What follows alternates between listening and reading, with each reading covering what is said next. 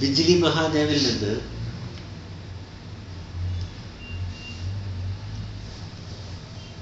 മടക്കയാത്രയിലാണ് ഞങ്ങൾ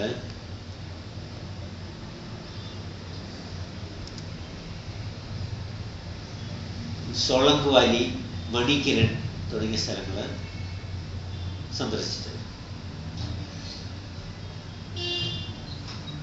മണാലിയിൽ നിന്ന് റോത്തങ് ചുരത്തിലേക്കുള്ള യാത്രാമധ്യേ അവിടെ നിന്നാണ് ലേ ലഡാക്കിലേക്കുള്ള റൂട്ടൊക്കെ പോകുന്നത്.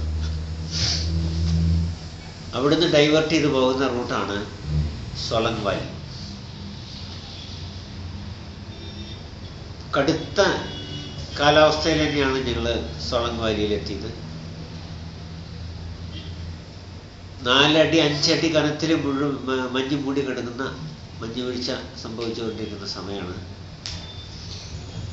20-22 മൈനസ് താപനിലയിൽ നിൽക്കുന്നു, തണുപ്പ്. സോളങ്ക് വാലിയുടെ പ്രത്യേകത എന്താണെന്ന് വെച്ചാൽ ഇവിടെ നിന്ന് മുകളിലേക്കുള്ള ട്രക്കിങ് അതൊരു ദിവസം കൊണ്ട് ചെയ്യാവുന്നതേ ഉള്ളൂ. എങ്കിലും കനത്ത മഞ്ഞ് ആയതുകൊണ്ടാണ് ബുദ്ധിമുട്ട് ഏറിയത്. ഇവിടെ മുകളിലെത്തിയാൽ അമർനാഥിലെ പോലെ ഒരു ശിവലിംഗം മഞ്ഞിൽ രൂപപ്പെട്ട് നിൽക്കുകയാണ്.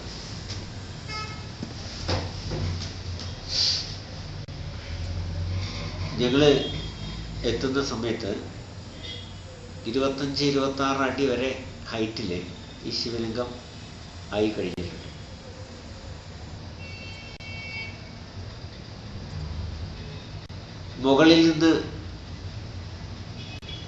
മുകളിലെ ശൃംഗങ്ങളിൽ നിന്നുള്ള വെള്ളം ഇവിടെ ചുറ്റുവട്ടത്ത് വീഴുന്നുണ്ട്. അതിൻ്റെ നടുവിലാണ് ഈ ശിവലിംഗം നിൽക്കുന്നത്. തന്നെയല്ല, സർപ്പങ്ങളുടെ ആകൃതിയിലുള്ള ചില മഞ്ഞ് രൂപങ്ങളും ഇതിൻ്റെ ചുറ്റുവട്ടത്തായിട്ട് കാണാം. പക്ഷെ ഏറ്റവും ബുദ്ധിമുട്ട്, ഞങ്ങൾ പോയ ഈ സമയത്ത് കാലാവസ്ഥ അതിരൂക്ഷമായിരുന്നു. മരവിച്ചു പോകുന്നൊരു കാലാവസ്ഥയായ കാരണം ഞങ്ങൾക്ക് ക്യാമറ പോലും ഉപയോഗിക്കാൻ പറ്റാത്ത അവസ്ഥയായി. സാധാരണ ഇവിടുത്തെ തീർത്ഥാടന കാലം മാർച്ച് മുതൽ ഒക്ടോബർ നവംബർ വരെയാണ്. പക്ഷെ അക്കാലത്ത് ഈ മഞ്ഞിൽ ശിവലിംഗം കാണാൻ പറ്റില്ല. മഞ്ഞിൽ ശിവലിംഗം രൂപപ്പെട്ടു വരുന്നത് നവംബർ അവസാനത്തിലാണ്. അത് ഫെബ്രുവരി അവസാനത്തോടു കൂടിയിട്ട് പൂർണ്ണ രൂപത്തിലെത്തും. അത് കഴിഞ്ഞാൽ പിന്നെ അത് ഉരുകി മാർച്ച് അവസാനമാകുമ്പോഴേക്കും തീരെ അപ്രത്യക്ഷമാവും.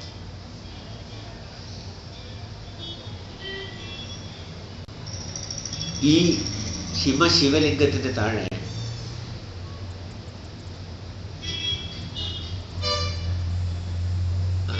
ഒരു ബാബ സന്യാസി ഇരിക്കുന്നുണ്ട്.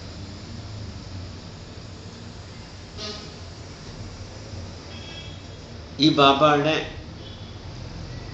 അച്ഛനും ഇവിടെ ഈ ആശ്രമത്തിലെ, അദ്ദേഹം മാത്രമല്ല അവിടെ, അച്ഛനും ഇവിടെ സന്യാസിയായി ജീവിതം അവസാനിപ്പിച്ച ആളാണ്.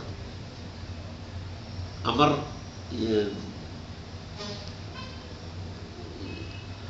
ബാബ, അദ്ദേഹത്തിൻ്റെ ചിത്രമാണ്, അച്ഛൻ്റെ ചിത്രമാണ് നമ്മൾ ഇതിൽ കാണുന്നത്.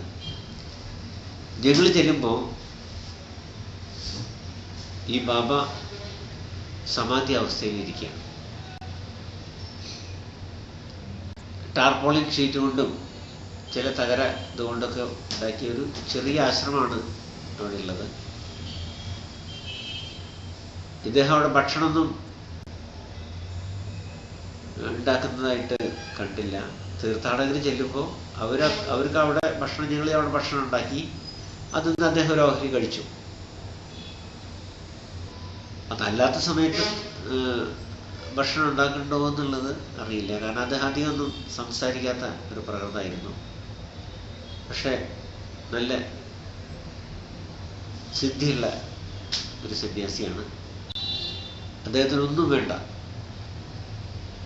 അദ്ദേഹം താഴോട്ടിട്ട് വരുന്നില്ല, യാതൊന്നും അദ്ദേഹം സ്വീകരിക്കുന്നില്ല. ഞങ്ങൾ കുറച്ച് ആട്ടയും അങ്ങനെയുള്ള സാധനങ്ങളൊക്കെ അവിടെ വെച്ച് പോരാണ് ഉണ്ടായത്. അപ്പം അത്തരം സന്യാസിമാരൊക്കെ ഇന്നും ഹിമാലയത്തിലുണ്ട്. സോളങ് വാലി ഹിമ ശിവലിംഗത്തിൻ്റെ പ്രത്യേകത അതാണ്. ഇത് കാണുമെങ്കിൽ അക്യൂട്ട് ക്ലൈമറ്റിൽ തന്നെ പോകണം. ഏറ്റവും കനത്ത ഹിമ, അതിപ്പോൾ അമർനാഥിൽ അങ്ങനെയാണ്. കർക്കിടം 1, നമ്മുടെ കർക്കിടക മലയാളം 1 മുതൽ 15 ദിവസം വരെയുള്ള സമയത്താണ് അവിടെ മഞ്ഞിൽ വിഗ്രഹം ഉണ്ടാവുന്നത്. അതിന് ശേഷം അത് അപ്രത്യക്ഷമാവും.